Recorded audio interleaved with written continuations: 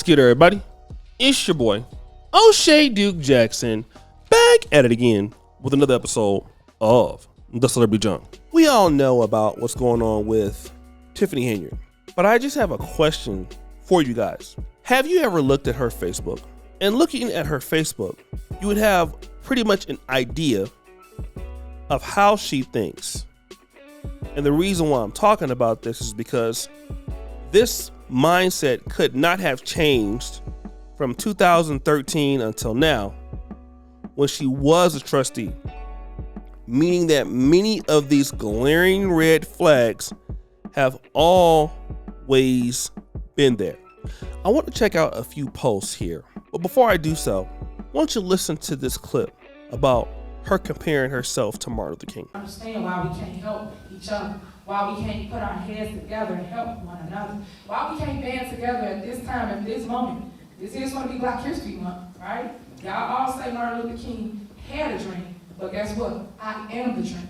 So now I need you guys to stand with me and help me grow our dream. That's what I need. That's right. She is the dream. Okay? She's the dream. Now, really what we know is that she's a complete nightmare. She's a terrible mayor, but I think I have the condition as to what Tiffany Henyard is suffering from. Let's check it out. Narcissistic personality disorder is characterized by individuals who have a grandiose self-image, meaning they think they're more attractive, intelligent, and talented than they actually are.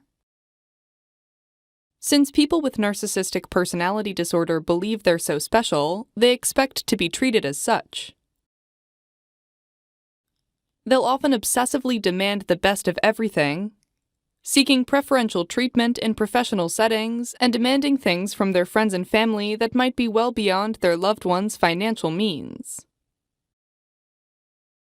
People with narcissistic personality disorder also think that their ideas are inherently the best and that other people should understand this and support them.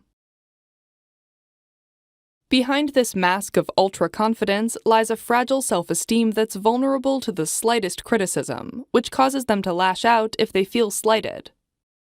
People with narcissistic personality disorder typically come across as being pretentious, self-centered, and entitled. They lack empathy and are often oblivious to the feelings of others. They often exploit those around them, and only get involved in situations that advance their personal goals. Narcissistic personality disorder isn't caused by any one specific thing. People with the disorder are very likely to have a family member with the condition as well, and some research suggests the condition can be inherited. However, it's thought a person's social relationships and their culture play a significant role in the development of the disorder. For example, people who are overly praised, excessively rewarded for behavior, or rarely given criticism may develop the disorder. The opposite can also be true. Children who are neglected by their family or communities and don't form strong emotional relationships with caregivers may also develop the disorder. Modern Western cultures which promote individuality have higher prevalence rates of narcissistic personality disorder than more traditional, community-focused cultures. Narcissistic personality disorder is most often treated through therapy, such as cognitive behavioral therapy or dialectical behavior therapy. This can be challenging, as part of the disorder involves the person being unable to understand the consequences of their behavior. As a result, most people with this disorder don't seek out treatment for it specifically. That's right. Narcissistic personality disorder. Now, if you look at her posts here on Facebook, there's a lot of gospel motivational quotes. She uses these to turn off the negative comments about her, which are true, to replace them with positive affirmations. Let's listen to this particular preacher and come back. Never let anybody make you react to war when you should be offering peace. Don't let the devil make you think that because you reacted differently, you're weak. Let them think you're weak, but you're gonna soon recognize that when you see in the spirit, you handle things slowly, which makes your enemies think they're getting away with it. You're not getting away. We're just gonna deal with this on my terms. Can I speak to you bluntly? You are too big to act so small. You are too smart to act that dumb. You are too powerful to be that weak. See, some of y'all can't get where you're going because everybody around you is negative and unbelieving, and they're condescending, and they're always moping, and they always got their lips stuck out. You need to find some friends that can find joy in chaos. You need to find some friends who can worship in spite of it all. You hear that? Don't let the devil make you believe because you acted differently, you're weak. So she goes out and she searches for quotes like this to justify her behavior.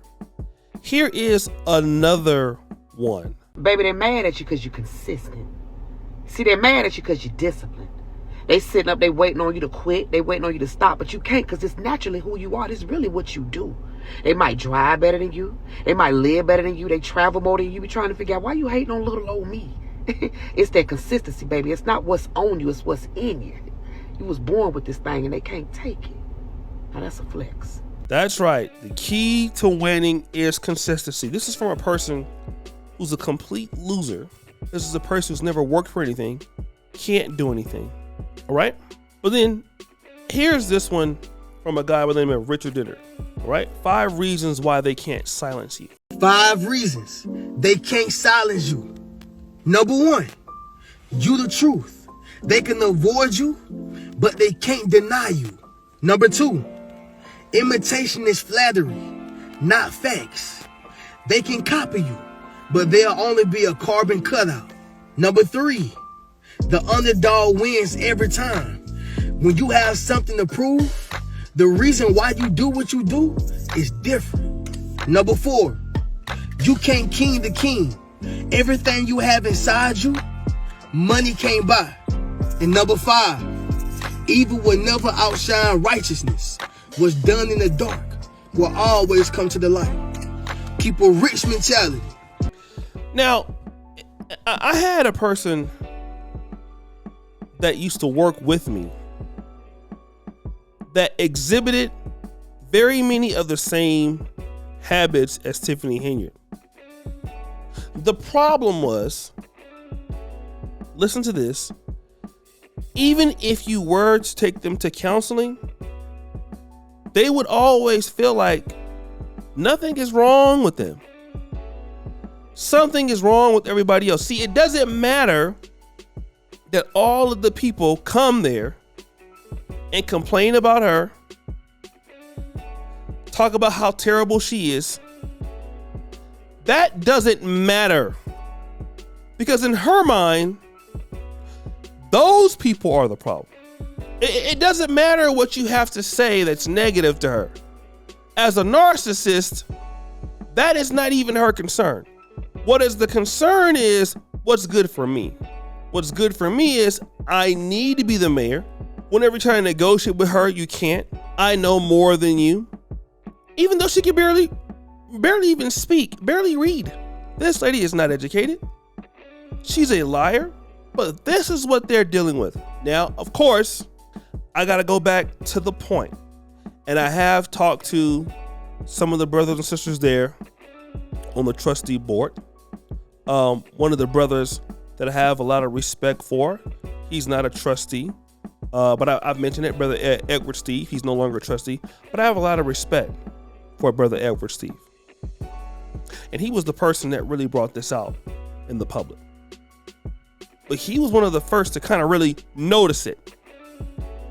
So my question is, how then did the others not see this coming? When you had 8 years of her interrupting meetings, of her doing the same thing over and over and over again, there was an issue where she actually scammed somebody out of Section 8 housing. Let's check it out. Mold, water leaks. Nearly 3 months ago, we first exposed serious problems in a South suburban rental home owned by a Dolton Village trustee. Since then, the renter says it's only gotten worse. CBS 2 political investigator Dana Kozloff has also learned that trustee is pocketing tens of thousands of your tax dollars for a house that's now unlivable. You need to get your clothes out for school. Jacqueline Smith and her 2 children called this hotel room home for almost a month. Ever since the Dolton house they were renting from village trustee Tiffany Henyard was slapped with this. A big red sign that I cannot live there because it's unlivable. Unlivable mostly because of mold. All mold. Even growing on the bottom of the shoes is mold. Mold that Smith's landlord, Trustee Henyard, pledged to immediately clean up after we first reported on the problem in August. And that's where it started. Smith says workers came and painted. The house even passed a village inspection. Issues abated, notes Inspector Brian Thigpen in this September report, except they weren't. It's horrible. Enter activist David Lowry, who called Dolton directly. Suddenly, the house deemed livable on September 3rd became unfit for occupancy on October 15th. Lowry's theory? The trustee used her power and influence. We caught up with Henyard before last week's board meeting. I want to talk to you about that house on Dearborn. Can we do that? My attorney's right here, so if you got any questions, I have legal counsel. Talk to my attorney. So you want me to talk to your attorney and not you? You can't tell me how that house failed an inspection in October when it just passed it beforehand? If you have any questions, talk to my attorney. So we did. The inspection process is within control of the village, not of the trustee. She has been instructed by the village attorney to be treated just like any other property owner. Dolton's attorney says the house's inspection history is under investigation. And village records show a slew of past problems, with the house passing, then failing, then passing inspections for years, even before the Housing Authority of Cook County approved it as a rental property eligible for government housing assistance money, or Section 8. An HACC employee says as a landlord, Henyard's received $36,866 taxpayer dollars in Section 8 rent payments since 2017, when Smith moved in.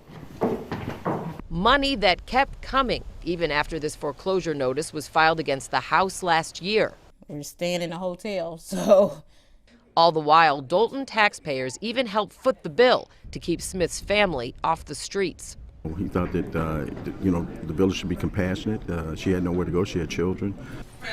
What we thought was to actually bill Trustee Henyard. So you see, this kind of stuff wasn't new. And this is why I'm very worried about Dolton. I'm going to be critical here.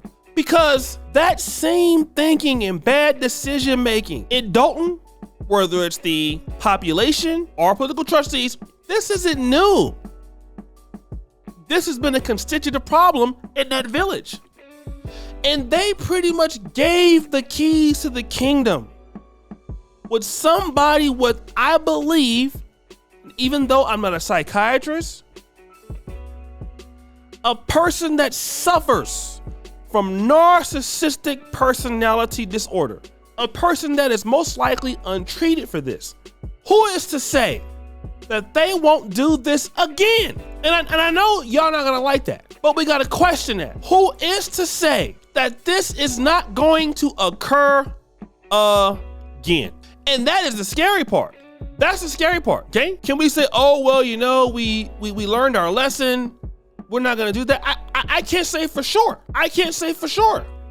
So it could easily happen again. So guys, what do you think? It's your boy O'Shea Duke Jackson back at it again with another episode of The Celebrity Junk. Appreciate you for all that you do. Subscribe to the bell. We're out.